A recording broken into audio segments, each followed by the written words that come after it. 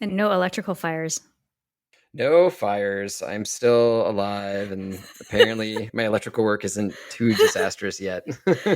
Oh, I say that because I'm working on some electrical now. The whole time I'm like, man, I hope I got this right. It's terrifying.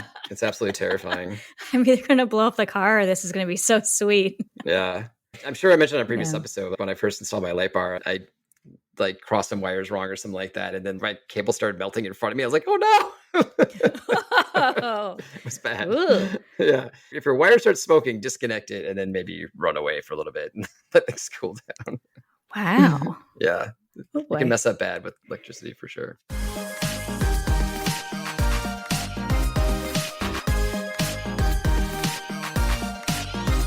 You have tuned in to Remote Trails Radio.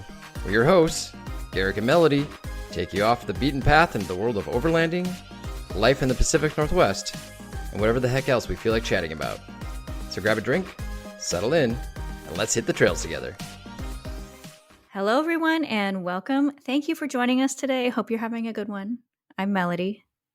And I'm Garrick, and it is Thanksgiving! Woo-woo! Thanksgiving on Remote Trails Radio. What are you thankful for, Garrick? I'm thankful for this podcast, Melody. What are you thankful for? Wow, I wasn't ready for that question at all. I guess I should think about it now that it's Thanksgiving, huh? Yeah, maybe. Maybe what we're here for. Mm-hmm. Wonder what the listeners are thankful for. First, you must give the thanks. I mean, life is good here. I feel like even though it's dark at 4:30 and we feel like vampires in the evening, it's still not been a crazy fall winter yet. It's still around 60 degrees.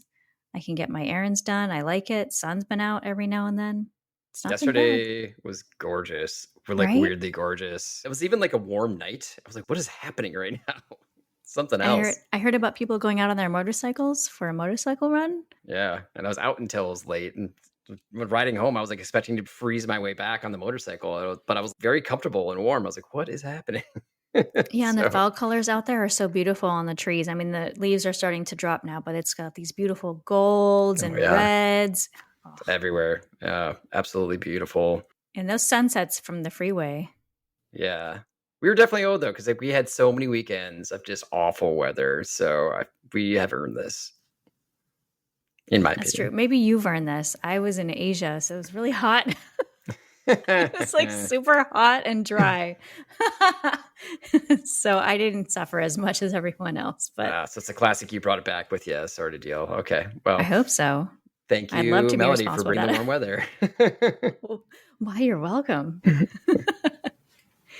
Yeah. All right. What are we getting up to today? I feel like we have a lot going on to cover. Absolutely. I have a couple of updates from previous episodes. Ooh, updates. Yeah, I guess I'll go in chronological order. So episode 26, back then I had mentioned that on our Vancouver Island trip, I was using my Shocks Open Run 2 Bluetooth bone conducting headset.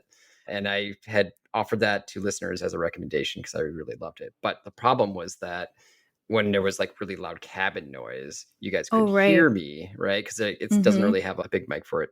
So I had ordered their OpenCom 2 version, which has a boom arm on it. And I was going to test that out. But unfortunately, because of this bad weather, I never really got to give a real test. So okay, I have good news, though.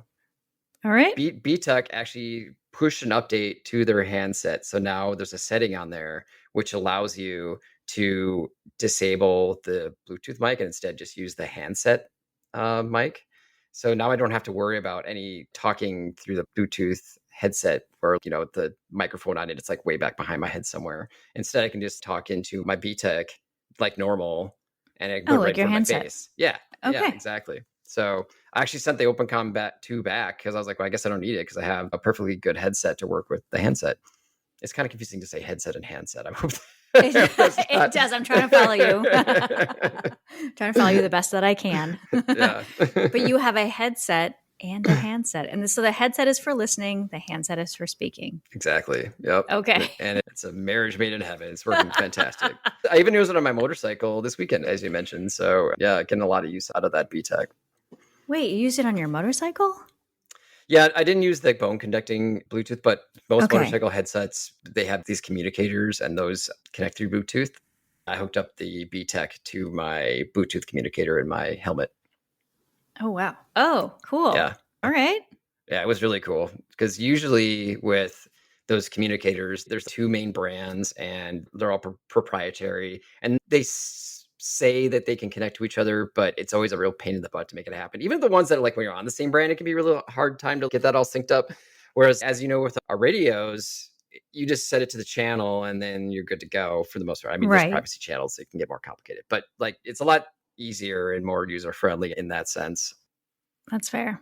One of my updates from episode 28, the last one, Mm-hmm. was that as I was clearing out my car to change out for winter tires, you know how we were talking about how you should carry an extra tire gauge and how Yeah. Michelle didn't even have one during the entire trip?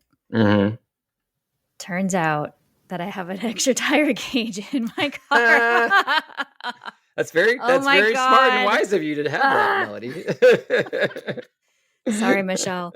I think that the point of the story is that you should memorize what you have in your car, because if you don't remember that you have it, then you can't use it. Wow. That's nice that you have that kind of memory. For me, I would say you have to inventory what's in your car and keep a list somewhere. Oh, Probably that's like fair. a Google Doc or something. Yeah. That's fair. Do you know on lists now you can make a QR code? So you can keep a list and then you can make a QR code and then you can put that somewhere. And every time you need to access it, you just, Okay. yeah, you just take the QR and it'll populate a list for you. That's It's cool. real So you don't handy. even have to remember where it is like on your phone or anything. You can just be like, here's my inventory. I like that. I Yeah. like that. Cool. The QR code can just live in your car, for instance, and you can print it out, post it somewhere in your car. Assuming you're the only one that's going to access this QR code, you can use your phone to look it up and see what's in the back.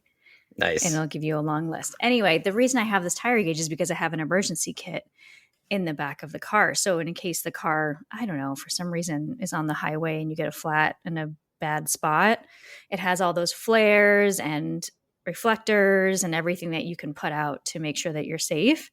And it comes with a tire gauge. It also comes with jumper cables, which is another thing that I had to buy earlier this year because I didn't think I had any. So now I have 2 sets of jumper cables in my car and 2 tire gauges. Yeah. You're not alone in this, though. There's so much stuff in my car. Oh, okay. I also have been meaning to make an inventory of what's all in there.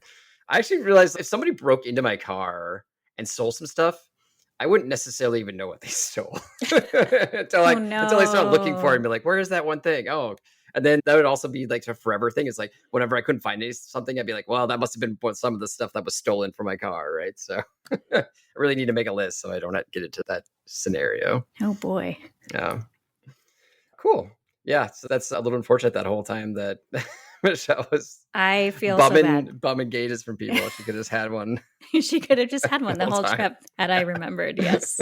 Or had we gotten into an emergency. Yeah. I would have known. Oh, man. Well. Do you have any other updates for us? I do. So 28, as you mentioned, popular throwback episode for us, which, last episode, because that happens. Mm-hmm. I had mentioned about a cool video that I found about making a better cable between your 12-volt fridge and a power station if it has a DC 5521. I think it's 5521 connector. So I actually did that. I actually ordered all the parts and got all excited, did my soldering, and wrapped it really nice, made this like real professional looking cable. Okay. Super excited to test it out on my latest outing, and I hooked it all in, and then nothing. What do you mean nothing? That didn't work. It was not powering my fridge. Oh, no. So literally the only thing I could come up with is I hooked the wrong wires up. Literally 50% chance. And I watched the video like 3 times on the part where he mentioned about which was the ground and which was the positive. And I was like, I'm sure I have this, and then did not have it. So after that experience, I was really bummed. And I was just like, I don't want to do a soldering again. That was such an effort. So Jason, Jasonoid is the name of the YouTube channel. He also offered a second option, which is you basically have these end connectors that have little screw terminals. So there's no soldering involved. You just screw them in. And for that way, I knew, okay, I can definitely be sure that it's going to work, because if it's not right, then I'll just unscrew it and try the other way. And when I did that, I did confirm that I had, in fact, soldered it on the wrong cable. So that's why it wasn't working. But actually, the screw-in, it's a good thing for as a test, but also it felt pretty solid anyways. So I am just going to use them with those little screw terminals and call it a day. So Okay. just as a real quick rehab of that, the reason why it's better using that smaller DC port is that's a better connection than the cigarette lighter. But depending on the power station you have, you might want to run your fridge in eco mode. So anyways, that's another tool in the That tool is a chest to have for great power. tip. Yeah, run in eco mode. However, I do want to see photos of what you're talking about now and if it's successful. Yeah, well, yeah. I've been pushing our Instagram hard, so this is another opportunity for me to do that. Remote Trails Radio on Instagram. I will put a good photo of my newest functional cable on the Instagram page. That sounds great. I'll look for it there. Cool. Did you have an update about the Instagram page? I know you're a fan. I was going to say, you led me right to water. I wanted to just quickly update. Since our last episode, I noticed, Garrick, that someone pretty cool commented on one of our posts, and that would be Toyota USA. Woo-woo. Woo-woo. We're famous now. Yeah. We made it. We did it. Okay, that's it, guys. We're going home. Yeah. And shut off the lights. But that's pretty cool. It is we cool. love Toyota, so yeah. Their Instagram, they are very active on there. They've got a great social media presence. So cheers to Toyota USA. Nice. And appreciate the call out. That we do. We're smitten. Yeah. Smitten. Yeah. So moving on to what we've been up to lately, I know you've been out of the country for a while. So do you have anything interesting from your experiences overseas? I do have a story to tell, and it's about license plates. Aren't you excited? Sure. Just as excited as to go to the DMV. So this was a casual conversation with my Uber driver and me while we were taking this very long drive to the airport. Mm-hmm. And I do not remember how we got on this topic. Oh, yeah, we were looking at a supercar that was next to us. And so we were kind of casually talking about this supercar. And I said, oh, he has a special plate. And he was telling me all about the special plates in Hong Kong, which is totally fascinating. It's very different than how we do it in the US. Because obviously we have special plates here too. So what's so special about their special plates? Exactly. He asked me if I had a special plate, and I said, yes, I do actually. And it's great. He's, well, how much do you pay? And I said, I don't know. I think it's like $130 a year to have it. And he laughed. And he said, that's so inexpensive. And I said, why? And he told me this whole story. And believe it or not, I got back home to verify it because I was like, okay, I trust this guy that I don't know. However, I really want to verify this. And it's true. So in order to get one, you have to buy it at auction. Whoa. This is like a liquor license. Jeez. It is so wild. And it explains why a lot of cars in Hong Kong do not have special plates. So when you see a special plate, you're like, oh, that person must have paid a lot of money. So is it like you're buying the ability to have a special plate, or are you buying the specific plate, like the numbers and letters on it? You have to buy a specific plate. And if that specific plate has not been bought before, let's say you think of one that you want to have, you have to throw it up on the auction site. Oh, okay. And then everyone in the area gets the chance to bid on it. And it goes to the highest bidder. So even if you thought of it first, oh man, this is the plate that I want, and no one has it, you still have to throw it up for auction. You can't just have it. Like here, you think of it and you get it, right? Like if it's free, you get it. On the other hand, there are some very valuable license plates. And let's say the license plate you want, someone else has, you can buy it from them. Yeah. It's like buying a car. You pay them off and you get the license plate. Yeah. And then you get to put that on your car. So it is. It kind of reminds me of like domain so names interesting in a way, right? What is that? Domain names, like internet domain names. Oh, domain names. Yeah. Mm-hmm. Yeah. Actually, I'm sure there was a lot of companies in the 90s that would have been very pleased to have an auction system rather than anybody just randomly be able to grab stuff, because it was a little crazy back then. So interesting. I think Hong Kong started in around 2006. So they've been doing it for a long time. And it's a great way to have the government get revenue. Yeah, that's a good point. I'd be curious what the highest valued license plate is. Funny you Right? asked that. I was kind of searching around like the Vietnam sites because it's so new. And I think the highest one, it's claimed to have been sold for $650,000 US. Okay. And in Hong Kong, he said even to have one before you bid, it starts at $1,200 US, which is Wow. really high. Yeah. I don't think that's every year. I think that's a one-time fee. I mean, it's a lot to me because I don't even want to pay the $100 or whatever this place here. And then if you're assigned a random license plate, you can essentially win the lotto if you get assigned a random license plate that has some good numbers. So the taxi that I was in happened to have 3 6s. And I guess 3 6s is very wanted. Really? The sign of the beast, huh? So if you have 3 6s, that's very valuable. So the taxi driver said that he already knows how much his license plate is worth.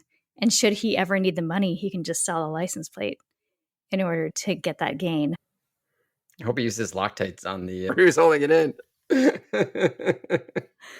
Oh, I don't think it works like that. I think you get a lot of trouble if you're driving with a license plate that's not yours. Yeah, but if you just have a cool license plate, right? People might just want to steal it, even not to even use it per se. But I had a friend just get his license plate stolen off his bike because what thieves like to do is they'll take a license plate off of a vehicle and then they'll steal a different vehicle and they'll use that stolen license plate on the other vehicle. So like when somebody reports their vehicle stolen, the person who owns the vehicle will report what their license plate is, but then it'll have a different license plate on it because they swapped it essentially. So yeah, it's a good how-to, Garrick, on how to steal a vehicle correctly. Yeah. Come to Road Trails Radio for your crime knowledge. But it's interesting how plates work in different countries for me because researching that was very interesting as to what they thought was good or not. Like, for instance, we use a lot of letters, whereas they have to have some kind of number. So the number system is really important. And there are beautiful license plates and ugly license plates. And so the beautiful ones will have all the correct numbers or lucky numbers per se. And it's more of a status symbol, whereas I don't know, for me, it's just about being funny. It's really nothing to do with status. Just seemed like a cultural significance for me learning about this stuff. It was really cool. I love car culture and like the little idiosyncrasies. I don't like the DMV or the DOL or whatever, but yeah. Yeah. It's not as bad in Washington though, because we can do most of our stuff online. It's like maybe you have to go in once and then I don't think I've been in. Maybe I think I had to go in one more. I think I've been twice the entire 15 years I live in Washington. The first one is obviously when I first came over here. And then the second time, for one of the times they renewed it or whatever, they didn't carry over my motorcycle endorsement for some reason. So I had to like go in and get that fixed. But otherwise, it's all been online. So I can't rag on our DMV that much because that's actually a pretty nice setup. I can't either because I've had some pretty good experiences the last couple times I've walked in. And in California, it was much harder, I feel. In any case, what else have you been up to, Garrick? I have been doing some overland adjacent things. I think in one of our previous episodes, I can't say offhand, but I had mentioned annual Halloween camping trip to the North Cleom Lake area. Right. Yeah. Previously, I mentioned that we've had a lot of really bad weather, and that included this weekend that I went camping, or the Halloween weekend, rather. Ooh. Yeah. So I do want to like point out that area as a really awesome spot, though, that so our listeners in the area might want to check out. It's called the French Cabin Creek. If you try to look it up on a map, it's good for a long part of the year too. Like you can go there usually into even November or later. I think actually it's used as a staging area for snow park, like snowmobiles and whatnot. So some people use it year round. And it's just beautiful there. You have the Cleom River feeding into the Cleom Lake. Cleom Lake is a reservoir, so depending on what time of year you go, it'll be either really high, like in spring, or like really low in the fall. You can actually ride on the lake in the fall. And it's a really wild atmosphere to be riding your motorcycle on because you just have all these stumps everywhere and it feels like you're on a different planet or something. This was a very different trip because it rained so much. I think it rained an inch on Friday, and then I think it rained another like 0.8 of an inch on Saturday. And so really having the hot tent, which Sam brought, he's the organizer of Explore PNW. That's the only way to make that whole weekend viable was Sam's efforts. And it's cool. The tent was huge and the wood stove made it so cozy. So yeah, there's a lot of fun Halloween stuff. Ryder, I bought some bat wings for and had him. Yeah. He was a little hellhound. So but yeah, it was a good time. I think I had a realization from that particular weekend after I was talking with Shannon, friend of the show, and we were talking about diesel heaters. And I still have not yet got one because it is a lot of hassle to make it work and deal with it. But the drying aspect of a diesel heater is pretty amazing. And like after that first day on Friday, my rain jacket was completely soaked through, right? It had just absorbed so much water that it was soaked through, and it just felt wet everywhere. And if I could have thrown a bunch of my clothing into my car and just had the diesel heater running and just dried it out, that would have been really nice. So I think, the heating aspect of a diesel heater is obviously the primary purpose, but the drying aspect is a really nice bonus too. You could just not go out when it rains. Yeah, but I did that for like a month in a row. It was like every weekend October, it was the same thing. So finally, by the time Halloween rolled around, I was like, I don't care what the weather's gonna be. I'm just going out. I need to get out there. Just getting cabin fever. That is fair. No, I'm kidding. Yeah. We did a little bit of fun exploring though we were there. So Dimitri was there for one of the days. Dimitri is also an admin of Explore PNW. Oh yeah, good point. Yeah. I've gone on some Dimitri's runs. They are long distance touring for sure. That is his style. We have talked to him about that. Yeah. But yes. This was definitely more base camping. Okay. But we did a little bit of exploring just on the Forest Service roads around there. It was so wet. Like somebody had thrown out like, oh, we should do Fortune Creek, which is definitely one of the coolest trails in that area. But there's no way I'm doing Fortune Creek after just been dumping rain for like days.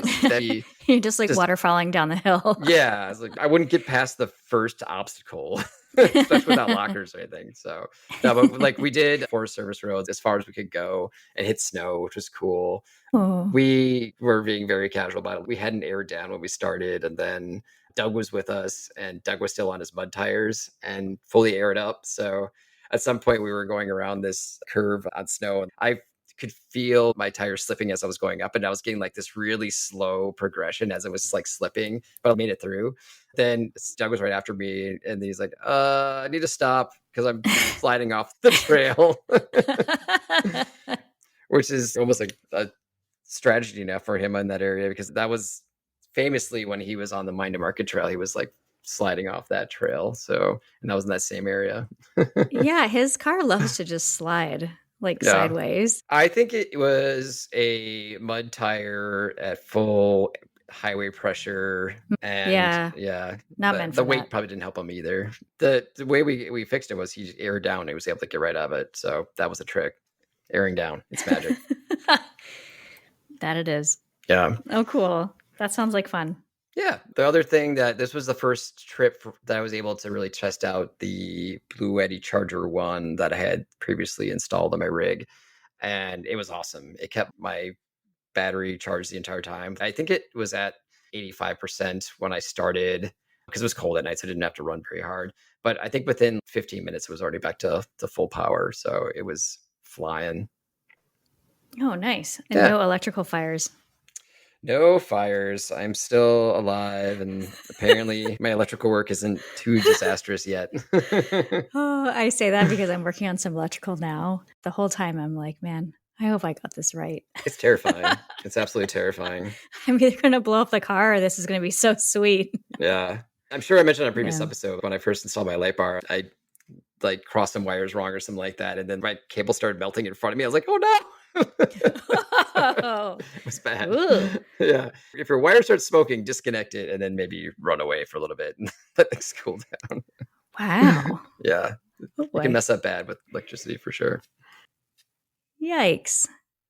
All right. Well, I do want to hear about your diesel heater and what you decided to do with that situation. It's not as easy as plugging in a fridge.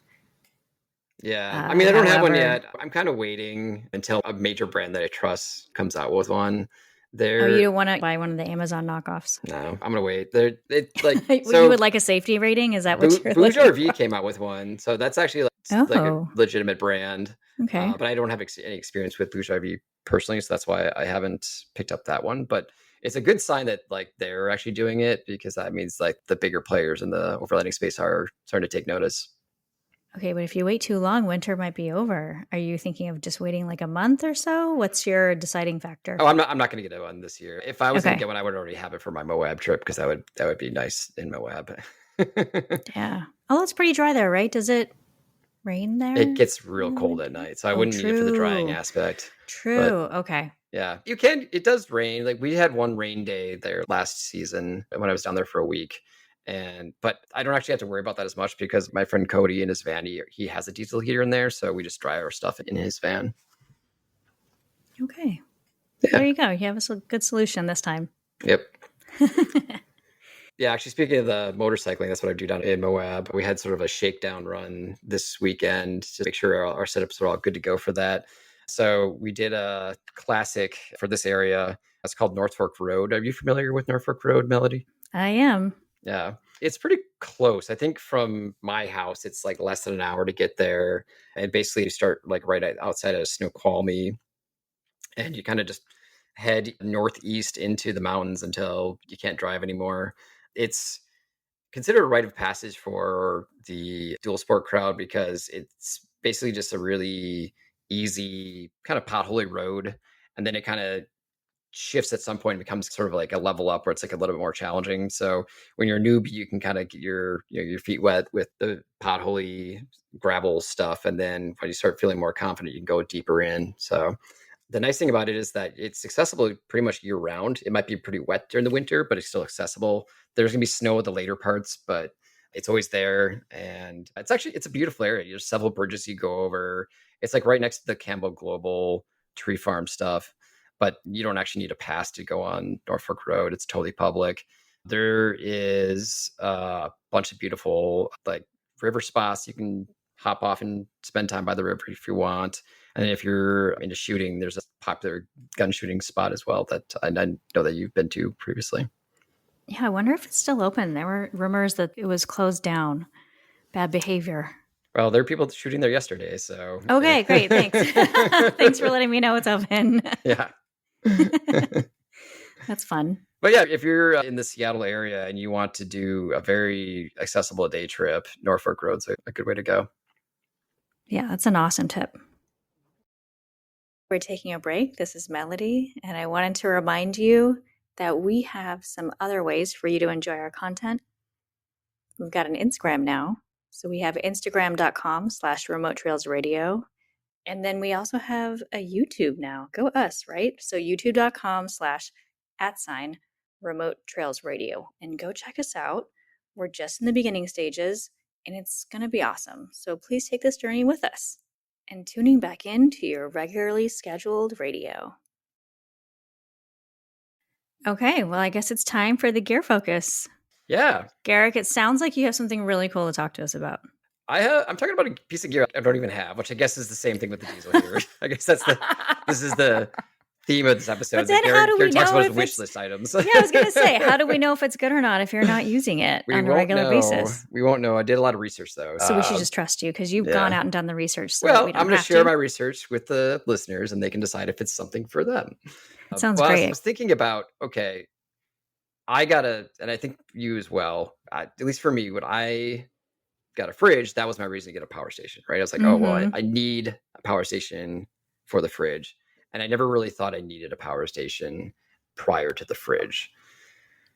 But now that I have one, it kind of changes how you overland, and you kind of think about all the various capabilities you have with that power station, how freeing it is and whatnot. So I was thinking, it's like, okay, well, let's say you're a new overlander and you don't want to take that jump to do a fridge yet, but you do want to have a power station, because you get a lot of cool advantages to that, right? You have something to charge all your devices from. And then if it's a solar powered one, you could charge it when you're at camp, or you could potentially charge it from your alternator when you're driving. So it's really nice as a way to have additional power. when you aren't actually driving yourself. You can just be like camp and have that available to you. If you got a power station, but you don't have a fridge yet, you probably would want something that could at least run a fridge, even if just for one night. So you'd have that capability available there for you. And then when you've eventually got a bigger power station later as your dedicated fridge power station, you still have this other power station that would be sort of like your more mobile power station. It's okay, well, my big one's always going to live in my car is huge, 40 plus pounds or whatever. I don't really move it out much, but you might want to take like a smaller power station and bring it out to the picnic table and then hook up your devices while you're sitting around the campfire or whatever. And then a lot of them have lights themselves, so that can also just be your camp lantern. Oh, that's really cool to think about it that way. Yeah. I didn't realize there was like an in-between. Yeah. And then also, let's say you have a solar power panel. The problem with that is, okay, well, if you want to hook up your solar panels to your main power station, that means it has to be pretty close to your car. But if you have a secondary power station, you could either just charge that from the solar panels directly, or you could swap out your secondary to run your fridge while you're charging the main power station from the solar panels. And you can put those wherever you want to, most likely somewhere that's very sunny, right? Because it would be ideal for your car to be parked somewhere in the shade, but then you want your solar panels to be in the sun. So that gives you that flexibility, right? Yeah, exactly. Yeah. So that's the kind of thought process that I was thinking. I was like, wow, having a secondary actually really makes a lot of sense. I've seen Shannon has two, a bigger and a smaller, and you yourself have a bigger and a smaller power station. And I've seen your guys' flexibility with that. And I was like, oh, that kind of makes sense. I think for me, what I'm going to end up doing is that my River 2 Pro is going to be my smaller power station, because I do plan on getting a much bigger one later. But if I hadn't started with the River 2 Pro, I think I might consider what this new sort of category, which is I'm calling them micro power stations. Okay. Yeah. So they're usually like right around 250 to 300 watt hours, which for reference, my River 2 Pro is like 768 watt hours. So it's a little less than half of my River 2 Pro. But my River 2 Pro, I think I paid like almost $500 for it. I think if you're, and I think you're trying to buy it on the market now, you probably pay $350, $400, and it's been out for a few years now. Mm-hmm. Whereas with these smaller micro power stations, you can get them now for under $200. Some of them, when you're on sales, you can get them closer to $100. So that's awesome, because I feel like my hesitancy in getting a larger power station, the reason I got the little one in the first place was because it's so expensive. Yeah. However, I can justify any purchase. And so when the power goes out here in my place, in Seattle, I can actually use that larger power station to power my actual fridge. Yeah. So I was like, well, it's dual purpose. I think I can do it. And so now I have two of those. But I think that this is a great step up for you, especially like you said, to get familiar with how it works, what you can power, what you can't. Because like, for instance, I wanted to power a hairdryer and a blender for some outdoor margaritas. And so I needed that larger power station to do it. But I had to do that step up so that I understood what everything was capable of. So this is really cool. Micro power stations. Yeah. I think specifically too, like you said, if you buy this power station for $100, let's say 150 on average, right, without a sale. Yeah. If you get a fridge later on, you could just have the fridge and you wouldn't have to buy another like $1,000 power station with it and just run it off this thing for a little while. You're not going to get overlanding trips out of it, right? You're not going to get a multi-day setup unless you're really good with your solar and alternator charging, which I guess could make it viable. But you can definitely get an overnight, because it's like the fridges are running, if you're having eco mode, about 33 watts. And so you're talking, maybe about 9 hours if it was running constantly, but they don't run constantly. They can run until they hit their temperature, and then they turn the compressor off for a while. And then eventually when it gets to a certain temperature, it'll turn the compressor on, and they'll keep doing that cycle over and over again.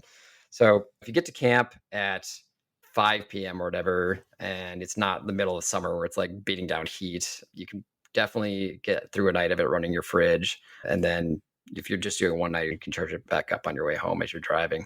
It gives you that little bit of leeway so that you can buy that fridge, use it for overnighters for a while, and then eventually when you build up enough cash, you can then buy a bigger battery that can give you multi-day capabilities. Yeah. But then I did kind of a deep dive into the various options that are available at this moment in time. And cool. Yes, I looked at a bunch, and I'll just talk about the one that I think is the best one. And then afterwards, I'll give a quick comparison to some competitors. But Anker is actually the one that I thought has the best product. They have the Anker Solix C300 DC.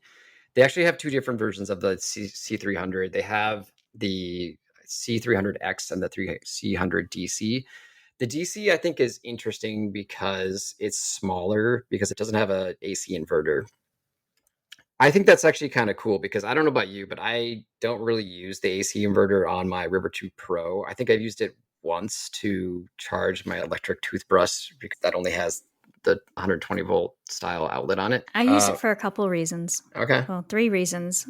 One is for the bigger power stations, I can use a hairdryer. For doing outside auto work, and that sounds weird, but I don't always have access to a garage. So sometimes I just go outside and then I prop up a little table and then I put my battery on there. And so I can use my These are for soldering tools, like any electrical tools, essentially little ones like Dremel, things like that. I would actually use the inverter for that. So that's very good uses of the inverter, but I don't think you would use this like a micro. I don't think it'd be a good fit for that. Okay. You're probably not going to have the wattage for a lot of those requirements. Okay. Especially the hairdryer. I don't know what the wattage requirement is, but I imagine it's quite high. Maybe not for a hairdryer or a blender, but for those small working tools, I wonder. Actually, I don't know. Maybe.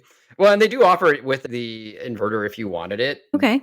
But I guess in my mind, I would personally like the smaller size, unless like you really know you're going to be using that inverter, but you're also only getting like 300 watts, I think, is like the max it can output. So it's really going to limit what you can run from it. And then especially if you're planning on getting like a bigger battery anyways, those bigger batteries are always going to have an AC inverter on them. That would be my play. They can suit people who do have reasons. Like, if you like electric toothbrushes, I haven't found a lot of ones that run off 12 volts. So that might be the deal breaker right there. I think the one downside of it not having the inverter, besides, the uses that you mentioned, is that you don't get the fast AC charging ability. You can't actually charge it from AC directly like you would with anything with an AC inverter. You're not going to get like the AC cord that you hook into the wall. You have to actually charge it through the USB-C ports instead, like a regular power bank that you have. And also, it doesn't come with a USB charger. You have to supply that yourself. So that's the downsides of it. The gain is that it costs less, and then it's a smaller unit.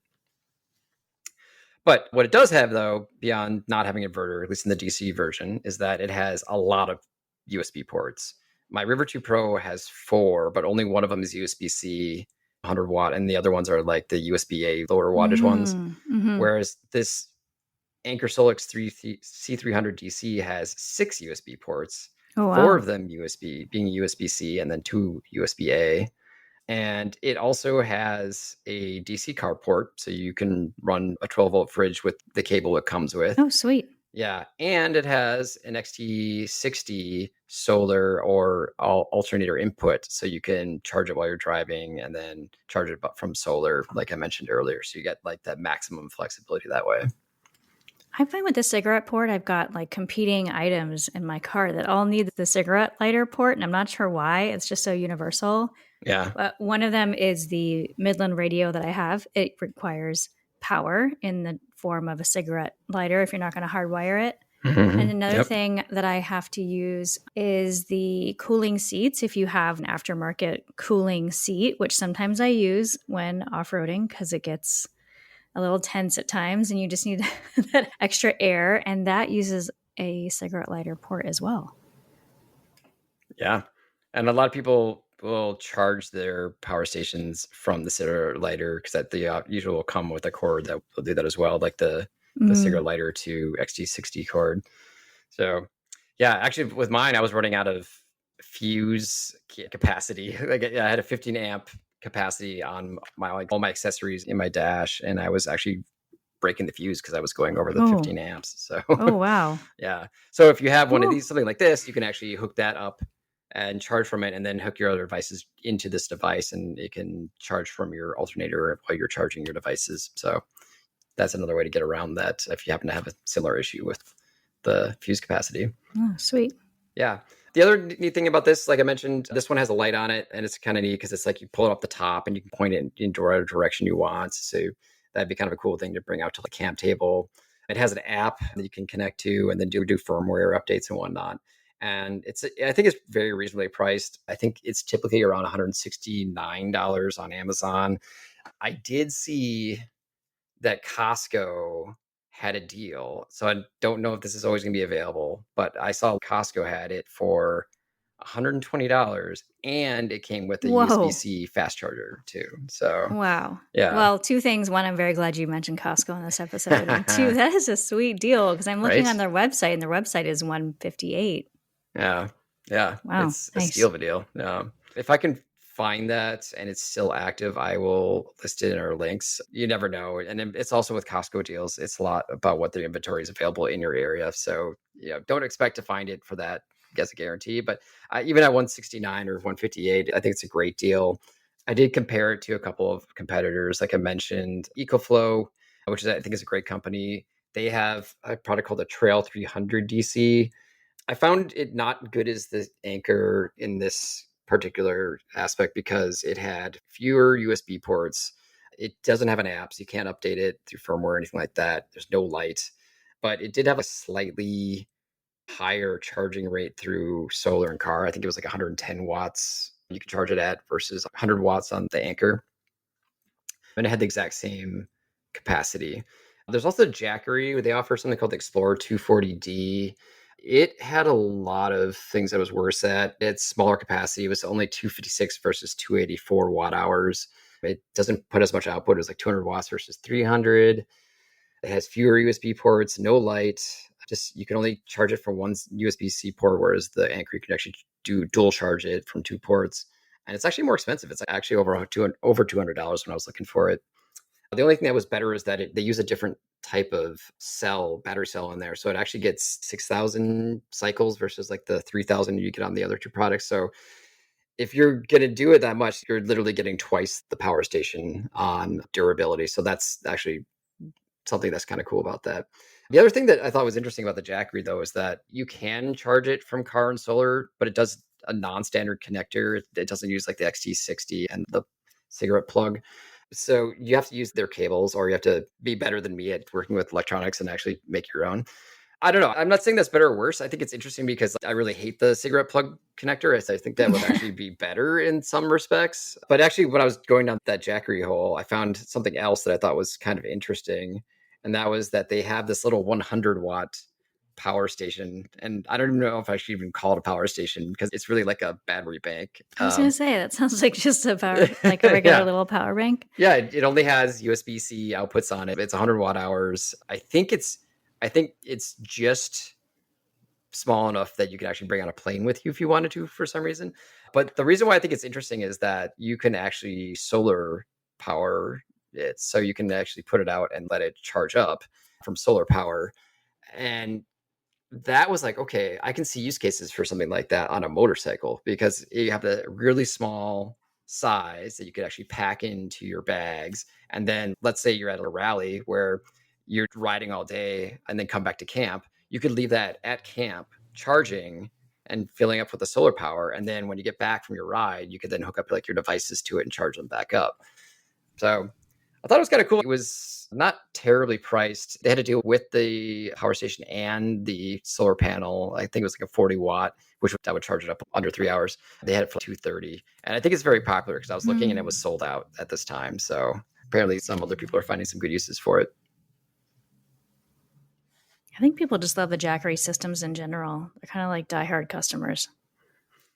I think every single brand of these power station companies get some just real hardcore fans. Because I actually joined like an EcoFlow river group on Facebook just because I had some questions about random things for like my solar power stuff. And people are so in love with EcoFlow on there. Like they are just, it's EcoFlow delivery day. I own, like 8 different power stations and whatnot. And I was like, hey, I'm good for them that they're excited about it. Like they are really into the power. So I thought I was a nerd. I thought I was a nerd about this stuff. I don't even compare to There them. is They you got the me. power. Yeah. Well, no one can compete with James, that's for sure. Yeah, that's true. We got to get I, James on here. I should. Yeah. Well, I guess when you're like making your own power stations, that's like the next level, right? True. Then you go from fan to creator, right? Mhm. Wow. Exactly. Yeah. Gosh. Well, thanks for all the information. I feel like I'm sold on the Anker Solix, even though I definitely don't need another battery. But I'm like, oh, it's so cute. And look, you can carry it everywhere. And Yeah. It's got a little handle on it. I don't think I even mentioned the handle. So I guess. it's basically like a big lantern Yeah. that can do other things. I know. I was like, that's why I was like, I definitely don't need this, but I just want it for some reason. Oh, that's the other thing. I have two more things that I power with the AC inverter on mine that I only thought about just now. And it's the one that I talked about so much, which was that plug-in coffee cup that just boils water in the morning for me to make my tea. And then my electric blanket, which is just, it's not meant for outside. It's an electric blanket that I use in my car in the absence of a diesel heater. Yeah. So yeah. A lot of these things you can get 12-volt versions of, but yeah, if you already have them, then it's kind of nice to be able to use those. I think for me, like I said, I don't have much use for an AC inverter, but I think if I had to come up with a use case that would be kind of cool, if I was out camping for a while and I had my e-bike with me, my e-mountain bike, it would be really cool to recharge it from my power station. That would help a lot. So legitimate use for that. Nice. So I wanted to give one quick shout out. Like I said, I've been busy on the Instagram and I came across an app and I thought you might find this interesting, Melody, because on previous trips, I've had my chat pack that I've had in my car and that's how I used to like, kind of keep the conversations going. It's just always nice to have little fun games when you're on the radio. Yeah. So for listeners, if you're putting like big highway miles in and you want to kind of break the silence and get some socializing in while you're in your individual rigs, it's fun to have different games that you could do over the radio. And so I've used this chat pack, which I bought years ago, and it's cool, but it's also really difficult to use while I'm driving because I have to like kind of get the cards out and read them, and I'm often like dropping them, and it's probably not the safest thing in the world to do. So I came across on Instagram this app called Radio Chatter. And I guess they started with a very similar concept of my chat pack, but it's all adventure focused questions. And they have a really cool design style. And you can actually use it as a deck of cards because it actually has the suit and numbers and all that, but also has a question on there too to kind of get 2 for 1. It's kind of a cool like physical product, but they also came with an app. I was like, oh, the app is a really interesting idea because you can basically have the chat back functionality, but it's be like way more accessible to you and not have to like deal with pulling out cards like when you're in the middle of a ride. Oh yeah, true. I will say that they specifically state don't use it while driving. So, maybe when you're on the trail and you're stopping and waiting for somebody to catch up, that might be the time to whip open the app and ask some questions. But so we'll also not encourage people to do this while driving. Right, Melody? Right. But yeah, I wanted to give them a shout out because I thought that was a pretty cool idea. I want to look that up. That's exciting. Thank you. Yeah, it's called a Radio Chatter. Radio Chatter. Yeah. Sweet. So I think that's time for some random recommendations. Random recommendations? Yeah. What do you got, I wasn't expecting that. Surprise! Surprise! Oh, I got a good one. Because we're in the Thanksgiving mood. Yeah. You ready to hear it? I'm ready. Okay. So I don't know if you have a Met Market near you. Not everyone does. They're not everywhere. But Met Market has the best cranberry sauce I've ever had for Christmas. Apologies to my mother, to my aunt, to my other aunt, everyone that has made cranberry sauce for me. I'm so sorry. This Met Market cranberry sauce Bert. is so amazing. I would say if you're near a Met Market or you know somebody that's near a Met Market, have them get it for you for Thanksgiving. They're doing advanced purchase, and I recommend advanced purchase in general for Thanksgiving. If you don't want to cook, this is going to save you a ton of time. Just go to your grocery store, sign up. I'm pretty sure Trader Joe's has it. Met Market has it. Yeah, different stores have it. Got to sign up. I may have to do this because that's yeah. So I do the Moab thing again this year for Thanksgiving. And so actually, we're recording this obviously before Thanksgiving. So in the actual Thanksgiving time, I will be in Moab. But we did this awesome Thanksgiving meal while we were camping last year. And I can't remember what I did, but it was pretty good. But it was a lot of effort. So it would be nice to have an amazing, awesome cranberry sauce you can just show up with and share that. Yeah, it is so good. And you love those Met Market cookies, so you can just bring one of those. Ooh, yeah. Yeah. Actually, no, I'm wrong. Trader Joe's is not allowed advance purchase. It is Macrina. Sorry, I'm getting my Seattle institutions mixed up there. But Macrina, if you love bread or if you love anything bakery style, they do advance purchase as well. So those two places would be my go-to for getting things done in time, because there's a lot of other things we have to think about when it's Thanksgiving. Yeah. And let's be thankful that there are stores looking out for us. Nice. Yeah, I believe there's one in northern Seattle, at least one in the Ravenna. It's either Ravenna or U District, but I'm pretty sure it's Ravenna. So that's not terribly far from me. There you go. Yeah. And you're going to Moab. I mean, you've got a lot of miles on the way where you can just swing by and pick it up. Are they a national brand? No, but I mean, if you're driving south from where you are to Moab, you probably hit one or two Met Markets on the way down. Yeah. Good point. Actually, one of my favorite stores is Hagen. I wonder if they're doing advance purchase, because I feel like whenever we go off-roading, we're near a Hagen, and I absolutely love those grocery stores. Oh, I know. I struggle when I go into those because I just kind of want to get everything. It's bad. It's amazing, but not near everyone. Same like Met Market. Yeah. Yeah. So, Garrick, do you have a random recommendation for us? Yeah, I have yet another Instagram find. It's been changing the whole landscape here. So I was hit up by a host of Botches Offroad Podcast. And it's kind of fun because we have a lot of similarities. He has a third gen 4Runner. He obviously has a podcast, right? And he also has a 23-0 swag tent. Oh my God, you guys are going to be best friends. Right? I was like, it's crazy. So I thought I was all unique, but apparently I'm not as unique as I thought I was. But yeah, we chatted a bit on Instagram. Seemed like a real cool guy. They are based out of Michigan. And I would say they tend on the more off-roady overlanding. And they do really deep into some builds too. That's definitely a different niche than ours. So I highly encourage people to check it out. I have a lot more listening to do because they put out more than we do. Maybe at least once a week, maybe sometimes twice a week. Melody. Can you believe that? Yeah. That's a lot. Yeah. So there's a lot of content there. But I specifically want to hear more about what overlanding is like over in the central part of the country, because that's where I grew up. Ooh, I do want to have a listen. Oh, one of their recent episodes, they talked to Morphley. I love them. They're out of Sacramento, California. They're great. Yeah, they're real tight with the Snail Trail crew. Good stuff. Great. Well, thanks for that recommendation. Absolutely. So I think we are reaching the special end of this episode. Do you have any closing thoughts for our listeners, Melody? I want to know what everybody is thankful for, but I guess I can't hear that live now.